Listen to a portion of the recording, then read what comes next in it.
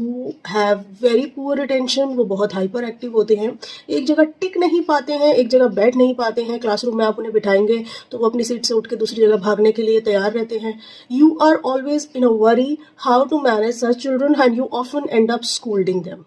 We do not need to scold them unnecessarily. In fact, we should use their energy to ऐसे बच्चे जो कि attention deficient होते हैं, very hyperactive, they cannot sit at a place, ऐसे बच्चों में हम ADHD की प्रॉब्लम को आइडेंटिफाई करते हैं, that is attention deficit hyperactivity disorder. We are not supposed to tag such children with this. We need to only follow few methods that how you need to handle such children. You can make few environmental adjustments, जैसे कि आप preferential seating का method opt कर सकते हैं। इसमें आप बच्चे को अपनी सीट के पास वाली सीट पे बिठाइए, अपनी सीट के जो सबसे फ्रंट रो होती है, आपकी जो टीचर टेबल होता है उसके सामने जब बच्चों की जो डेस्क होती है उसमें जो फ्रंट टेबल होती है, फ्रंट डेस्क होती है, वहां पे आप ऐसे बच्चों को बिठाइए।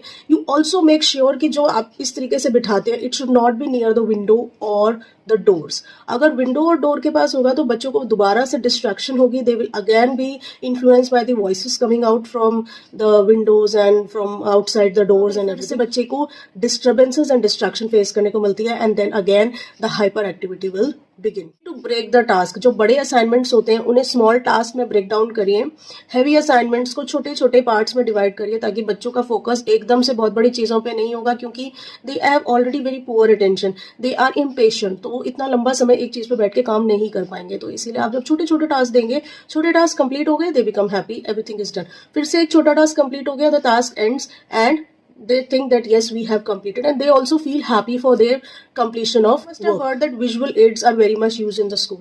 तो classroom में जब आप visual aids बच्चों को दिखाते हैं तो they often sit at a place, they grab their attention, the visual aids grab the attention of the children and they just sit like this, seeing what you are showing, because they are on the lower desk and they see like this.